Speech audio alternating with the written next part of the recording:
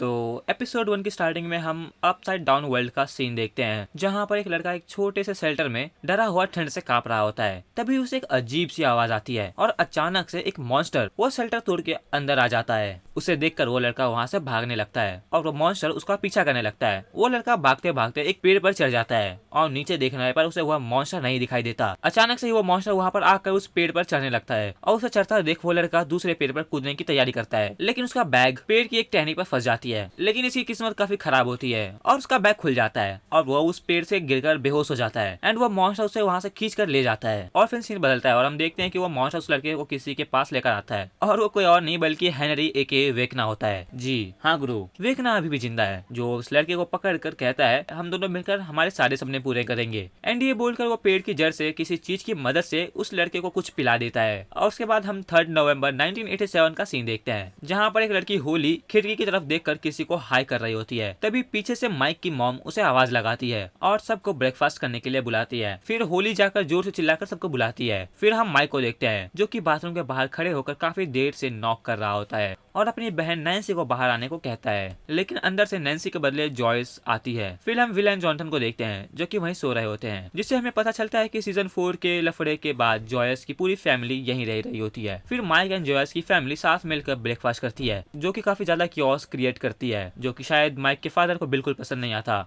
उसके बाद एक एक करके सारे लोग अपने अपने काम पर एंड स्कूल कॉलेज एक्सेट्रा के लिए निकल जाते हैं। जाते वक्त सभी लोग एक रेडियो सुन रहे होते हैं, जो कि और कोई नहीं बल्कि रॉबिन एंड स्टीव रन कर रहे होते हैं। वहाँ पर रॉबिन ब्रॉडकास्ट करती है and Steve different sound effects लगाते रहता है बैकग्राउंड में। रॉबिन के ब्रॉडकास्ट से हमें पता चलता है कि पूरा हॉकिंस शहर को मिलिट्री टावर क्वारंटीन किया गया है, क्योंकि हम जानते हैं इस शहर में क्या क्या हो चुका है। रॉबिन ये भी बताते हैं कि लास्ट सीजन में जमीन में काफी बड़े क्रैक्स आ गए थे, जैसे कि मेटल से सील कर दिया गया है और उस सील्ड मेटल के ऊपर बच्चे स्लाइड करते हैं और मिलिट्री वाले उन्हें वहां से मार कर भगा देते हैं। खैर सब कुछ अच्छा ही चल रहा होता है कि अचानक से रेडियो सिग्नल्स बिगड़ने लगते हैं और दोनों को समझ नहीं आता यहाँ हो क्या रहा है। रॉबिन कंट्रोल चेक करती है एंड स्टीव डस्टिन को कांटेक्ट करता है। स्टीव डस्टिन को बताता है कि रेडियो सिग्नल्स में काफी प्रॉब्लम आ रही है, तो डस्टिन बताता है कि शायद रिमोट टावर में कुछ गड़बड़ हो गई है, तुम मैनुअल पढ़ के सही कर लो। स्टीव कहता है कि अगर मैं इतना पढ़ा लिखा होता तो तुझे फोन क्यों करता बे, लेकिन डस्टिन एक के फोन कट कर देता है कि मैं हर वक्त तुम्हारी मदद नहीं कर सकता, मुझे और भी काम होते हैं। उसके बाद डस्टिन अपने स्कूल के अंदर जाता है, जहाँ सारे लोग उसे अजीब नजरों से देख रहे होते हैं, क्योंकि उसने हेल फायर क्लब जो कि एडी का क्लब था,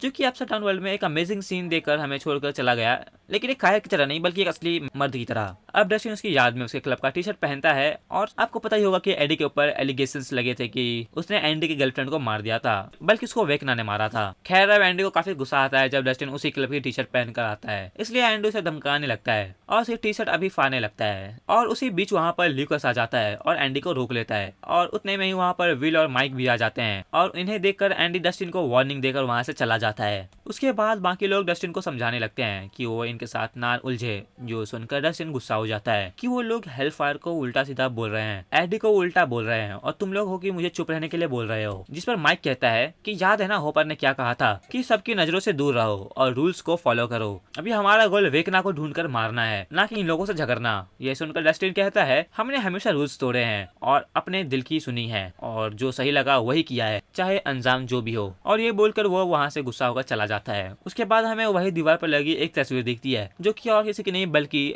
एल की होती है। फिर नेक्स्ट सीन में हम एल को देखते हैं, जो कि कुछ मिलिट्री के लोगों से बचकर जंगल में भाग रही होती है, लेकिन वो ऑफिसर एल को ट्रैंकुलाइजर से शूट कर देते हैं। लेकिन जब एक ऑफिसर देखता है तो उसे पता चलता है कि ये एल नहीं बल्कि कोई और है। इस बार भी एल उन्हें चकमा देकर भाग गई। उसके बाद हम असली वाली एल को देखते हैं, जो कि अपने पावर्स और स्टेमिना का यूज करके ऑब्स्टेकल कोर्स कर रही होती है। वहाँ पर हॉपर और जॉयस भी होते हैं, एक स्टॉप वॉच से उसका टाइम रिकॉर्ड कर रहे थे। जॉयस कहती है कि तुम्हारा नया रिकॉर्ड है, लेकिन एल को देखकर लगता है कि वो इसे बिल्कुल भी खुश नहीं है। वो कहती है कि इस काम को और कम टाइम में कर सकती है, जिस पर जॉयस कहती है कि वो खुद पर काफी जोर डाल रही है। लेकिन एल उनकी बात नहीं सुनती और वो ऑब्स्टेकल कोर्स को फिर से कम टाइम में कंप्लीट करने की कोशिश करने लगती है। फिर नेक्स्ट सीन में हम एक ट्रक को देखते हैं, जो कि डस्टिन ड्राइव कर रहा होता है और वो एक मिलिट्री चेक पोस्ट पर अपनी पहचान बताता है, जिसके बाद वो गेट से अंदर चला जाता है। अगले सीन में हम रॉबिन, स्टीव, नैन्सी और जोनाथन को देखते हैं, जहाँ 4 लोग मिलकर मैनुअल ढूंढ रहे होते हैं। फिर नैन्सी को वो मैनुअल मिल जाता है, जहाँ उन्हें पता चलता है कि उन्हें कोई एक रिमोट टावर ठीक करना होगा, जो कि इस रेडियो के ब्लेड से टावर के टॉप पर था, जहाँ जाना काफी डेंजरस है। लेकिन स्टीव ऊपर जाने के लिए रेडी हो जाता है, पर जोनाथन कहता है कि तुम रहने दो, ये मुझसे ही होगा। लेकिन स्टीव उसे चिल मारने के लिए कहकर टावर पर चढ़ने के लिए चला जाता है। पहले वो जाकर वोल्टेज सप्लाई बंद करता है और जब वो बाहर आता है तो देखता है कि जोनाथन टावर पर चढ़ने लगा है और उसे चिल मारने के लिए कहकर ऊपर छोड़ने लगता है, जो देखकर स्टीव भी जल्दी जल्दी टावर पर चढ़ने लगता है। उतने में नैन्सी और रॉबिन देखते कि वहाँ पर ऑस्टिन ट्रक लेकर आ गया था और दूसरी तरफ यहाँ पर स्टीव और जोनाथन के साथ टावर पर चढ़ चुके थे और ऊपर आकर वो लोग सिग्नल ठीक कर देते हैं। उसके बाद वो लोग नीचे आते हैं जहाँ पर ऑस्टिन उन्हें आर्म्स दिखा रहा होता है एंड वो एक पेपर भी दिखाता है जहाँ पर वो देखता है कि मिलिट्री वाले अपसाइड डाउन वर्ल्ड में कुछ तो खिचड़ी पका रहे होते हैं, जिसके लिए उन्होंने काफी सारा सामान मंगाया है, जिसे लोड करने में उन्हें 2 घंटे तो लगेंगे ही। इस पर नैन्सी कहती है कि हॉपर को क्रॉल करने का टाइम मिल जाएगा, लेकिन उन्हें आज रात को ही जाना होगा। दरअसल वो लोग अपसाइड डाउन वर्ल्ड में जाकर वेकना को मारने का प्लान कर रहे हैं, जिसे ये लोग क्रॉल कहते हैं। उसके बाद नेक्स्ट सीन में हम ऑस्टिन को देखते हैं जो कि अपने स्कूल में लैब में जाता है जहाँ पर एक सांप को देखता है। फिर सीन बदलता है और हम माइक, विल और ल्यूकस को देखते हैं जो कि डस्टिन की ही बात कर रहे होते हैं। वो एकदम पगला गया है और उसे हेल फायर फिर से शुरू करना है। इतने में ही वहाँ पर डस्टिन भी आ जाता है, जिसे देखकर वो लोग टॉपिक चेंज कर देते हैं। फिर हम रॉबिन को देखते हैं जो कि रेडियो ठीक होते ही एक ब्रॉडकास्ट करती है जहाँ पर वो लोग कोड लैंग्वेज में आज रात कहाँ पर और कितनी देर में उन्हें मिशन शुरू करना है ये इन्फॉर्मेशन देती है, जो कि हॉपर और बाकी लोग भी नोट कर लेते हैं और निकलने के लिए तैयार हो जाते हैं। फिर हम देखते हैं कि एक तरफ स्टीव, नैन्सी, रॉबिन और जोनाथन और दूसरी तरफ माइक, डस्टिन, विल और ल्यूकस अपने सीक्रेट भाषा पर प्लानिंग कर रहे होते हैं कि कैसे आज रात वो लोग मिलकर हॉपर को अपसाइड डाउन वर्ल्ड में भेजेंगे और साथ में मिलकर वेकना को ढूंढकर मारेंगे। प्लान बनाने के बाद स्टीव और जोनाथन कहते हैं कि क्या पता वो लोग वेकना को ढूंढने के लिए जा रहे हैं लेकिन वो पहले ही मर गया हो, तो क्योंकि उन लोगों ने लास्ट सीजन में उसे मॉल्डर से जला दिया था और उसके बाद उन लोगों ने 50 से ज्यादा बार उसे ढूंढने की कोशिश की लेकिन वो मिल नहीं रही। जिससे नैन्सी कहती है वेकना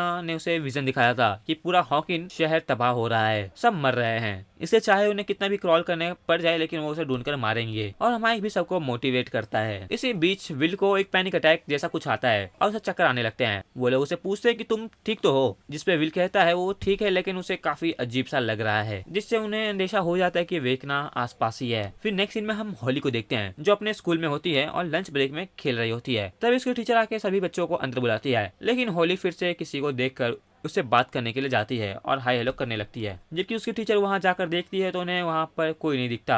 होली अपने से ही बात कर रही होती है या शायद सिर्फ होली को ही वो शख्स दिख रहा होता है। फिर सीन बदलता है और हम एक ऑफिसर को देखते हैं जो कि लैब में आता है और एक डॉक्टर जो कि वहाँ एक पर मॉन्स्टर के सिर पर एग्जामिन कर रही होती है उसे आकर खबर देती है कि वो लोग फिर से उसे नहीं पकड़ पाए। दरअसल वो लोग एल की बात कर रहे होते हैं। डॉक्टर कहते कि वो ये काफी बुरी तरह से फंस चुकी है और उसे किसी भी तरह एल चाहिए, जिस पर वो ऑफिसर से हाँ कहकर वहां से चला जाता है। फिर हम देखते कि वो पूरा lab literally upside down world के अंदर बना था। उसके बाद नेक्स्ट सीन में हम होपर, जॉयस और एल को देखते हैं जो कि एक टनल के थ्रू जा रहे होते हैं। वहां पर अपने ऑब्स्टेकल कोर्स के न्यू रिकॉर्ड की बात करती है जिसमें उसने 12 मिनट से कम टाइम में वो कोर्स पूरा कर लिया था और हॉपर ने वादा किया था कि अगर एल ऐसा कर लेती है तो हॉपर उसे अपसाइड डाउन वर्ल्ड में लेकर जाएगा। लेकिन हॉपर एल से झूठ कह देता है कि उसने टाइम देखा ही नहीं, इसलिए वो इस बार भी उसे नहीं लेकर जाएगा और वो कहता है कि अगर तुम्हें वेकना को ढूंढना है तो यहाँ बैठ के टब में ढूंढो। इस बात से एल काफी गुस्सा हो जाती है और वहाँ से बाहर चली जाती है। फिर हॉपर जॉयस से कहता है क्या अपसाइड डाउन वर्ल्ड में उसे एक भी मॉन्स्टर नहीं मिले तो बस सोल्जर्स जो कि एल के पीछे पड़े हुए हैं, इसलिए वो उसे अपने साथ नहीं ले जा सकता। उसके बाद हम एंडी को देखते हैं जो अपने दोस्तों के साथ स्कूल में था। वो आकर अपना लॉकर खोलता है लेकिन वो देखते हैं कि उसके लॉकर में एक सांप था जिसे देखकर वो बुरी तरह से डर जाता है और सारे स्टूडेंट्स उसके ऊपर हंसने लगते हैं और उसे ये पता होता है कि ये काम डस्टिन का ही है। उसके बाद हम माइक को देखते हैं जो अपनी छोटी बहन होली को लेकर स्कूल आया होता है। वहाँ पर वो देखता है कि होली को उसकी टीचर ने रुकाया होता है और उन्होंने उसकी मॉम को भी बुलाया था होली की अजीब बिहेवियर जैसे कि खुद से ही बातें करना ये बताने के लिए। तो माइक उसे पूछता है कि उससे क्या हुआ है, तो वे बताते हैं कि हमारे शहर में काफी मॉन्स्टर्स है जो कि हमें मार देंगे, इसलिए मिनिस्टर वॉटसीट ने कहा है कि वो सबको बचाना चाहते हैं। माइक समझ आता है कि मिनिस्टर वॉटसीट उसकी मन की कल्पना और एक बुली बच्चा डेरेक उसे परेशान करता है, इसलिए उसे ऐसा सब लगता है। तो माइक उसे इनकरेज करता है कि मॉन्स्टर्स कुछ नहीं होते, तुम इनसे लड़ सकती हो, और वो इसे एक डॉल भी देता है। उसके बाद हम विल को देखते हैं जो कि ल्यूकस के साथ मैक्स के रूम में होता है जो कि कोमा में ही था लास्ट सीजन के इंसिडेंट के बाद। तो विल बता रहा होता है कि कल सेम वैसा ही फील हुआ था जब वेकना उनके आसपास होती है तब होता है, इसलिए उसे लगता है कि वेकना यहाँ आ चुका है और वो उसे आज रात ही पकड़ लेंगे। फिर विल वहाँ से कुछ कोल्ड ड्रिंक्स लेने जाता है और ल्यूकस यहाँ बैठकर मैक्स के लिए उसकी फेवरेट म्यूजिक बजाता है, ये उम्मीद में कि वो कोमा से बाहर आ जाएगा। दूसरी तरफ विल ड्रिंक्स लेकर यहाँ आ रहा होता है तो आते वक्त वो रॉबिन और उसकी दोस्त को एक साथ देख लेता है और ये बात रॉबिन भी समझ जाती है। उसके बाद नेक्स्ट सीन में हम डस्टिन को देखते हैं जो कि एंडी के घर पर आता है उसे साफ करने के लिए, क्योंकि एंडी और उसके पेंटर उसे हमेशा गंदा कर देते हैं। तो जब वो साफ कर रहा होता है तब वो नोटिस करता है कि ये कलर तो अभी कुछ देर पहले ही लगाया गया है, जिससे वो समझ आता है कि एंडी और उसके पेंटर यहाँ पास ही है। और उतने में वो लोग भी यहाँ आ जाते हैं। एंडी कहता है कि आज तो तू नहीं बचेगा और ना वो लोग तुझे बचाने आएंगे। तो ये सुनकर डस्टिन हंसने लगता है, जिससे एंडी को लगता है डर के मारे सठिया गया है। लेकिन तभी डस्टिन थिनर जो कि एडी की ग्रेव के लिए साफ करने के लिए लाया होता है, उससे उन लोगों के ऊपर हमला कर देता है। लेकिन काफी ट्राई करने के बाद भी वो लोग उसे पकड़ ही लेते हैं और काफी मारते हैं। वहीं पर उसकी वॉकी टॉकी पर लिकोस उसे कांटेक्ट करने के लिए कोई इशारा कर रहा होता है। फिर सीन चेंज होता है और हम सभी लोगों को देखते हैं जो कि डस्टिन का ही वेट कर रहे होते हैं, क्योंकि क्रॉल का टाइम हो रहा था। उतने में वहाँ पर हॉपर और जॉयस भी आ जाते हैं, जिसे देखकर माइक काफी ज्यादा खुश हो जाता है। उसके बाद दोनों बात करते हैं कि वेल को फील हुआ कि वेकना ऐसा पास ही है, यानी कि वो लोग आज उसे पकड़ सकते हैं। उसे मारने के बाद ये सब सिलसिला खत्म हो जाएगा, वो लोग शांति से रह पाएंगे। उसके बाद सभी लोग क्रॉल के लिए तैयार होते हैं और हॉपर को एक ट्रैकर भी देते हैं ताकि उसे उल्टी दुनिया में ट्रैक कर सके। बाहर स्टीव गाड़ी में बैठकर वो सिग्नल पकड़ रहा होता है जहाँ पर वो हॉपर को ट्रैक कर सके। उन्हें वो सिग्नल मिल तो जाता है, लेकिन उन्हें ये काम करने के लिए डस्टिन की जरूरत होती है। वो अकेले घर चलाते हुए ये नहीं कर सकता। अब डस्टिन की तो कोई खबर नहीं थी, इसलिए वो लोग जोनाथन को उसके साथ भेज देते हैं। उसके बाद हॉपर भी सुरंग के रास्ते आगे बढ़ जाता है। फिर नेक्स्ट सीन में हम हॉली को देखते हैं जो अपने घर पर होती है। तभी उससे अपने पेरेंट्स की आवाज आती है। वो जाकर देखती है तो उसे पता चलता है कि उसके पेरेंट्स की वजह से झगड़ा कर रहे होते हैं, क्योंकि वो काफी अजीब बिहेव कर रही होती है। ये देखकर वो अपने कमरे में जाकर रोने लगती है। फिर हम हॉपर को देखते हैं जो अपनी लोकेशन पर पहुंच जाता है जहाँ उसे उल्टी दुनिया में जाना था, जो कि मिलिट्री बेस है। दूसरी तरफ माइक और लिकस एक टावर से नजर रखे होते हैं। जब लिकस उन्हें बताता है कि 4 ट्रक मेन रोड से आ रहे हैं, जिसके बाद वो लोग उल्टी दुनिया में जाने के लिए गेट को खोलते हैं। लोग फ्लेम थ्रोवर से गेट पर आग लगा देते हैं, जिससे कि वो जल जाती है। जिसके बाद ट्रक को आगे लाया जाता है अंदर भेजने के लिए। जैसे रास्ता क्लियर होता है, लिकस उन्हें बताता है कि जिसके बाद हॉपर जल्दी से जाकर उस ट्रक में चढ़ जाता है, जिसके बाद उस ट्रक को उल्टी दुनिया में भेज देते हैं। उसी उल्टी दुनिया में जाते ही जोनाथन सिग्नल पकड़ता है और फिर स्टीव और हॉपर को सीधी दुनिया में ट्रैक करने लगता है ताकि उसका सिग्नल बना रहे। सब कुछ ठीक चल रहा होता है कि तभी वो ट्रक पास में टकरा जाता है। उन्हें कुछ समझ नहीं आ रहा होता कि क्या हो रहा है। एल को लगता है कि उन सोल्जर्स को पता चल चुका है कि हॉपर वहाँ है। फिर विल को कुछ महसूस होने लगता है और यहाँ पर सोल्जर्स भी अपनी पोजीशन ले लेते हैं और उतने में वहाँ पर मॉन्स्टर की आवाज आने लगती है और विल उस डेमो गॉर्गन की आंखों में देख ही रहा होता है कि कैसे वो उन सोल्जर्स को मार रहा था। ये सब देखकर एक सोल्जर्स गाड़ी लेकर वहाँ से निकलने की कोशिश करता है, लेकिन वो डेमो गॉर्गन उसे भी मार देता है और गाड़ी जाकर एक पेड़ से टकरा जाती है।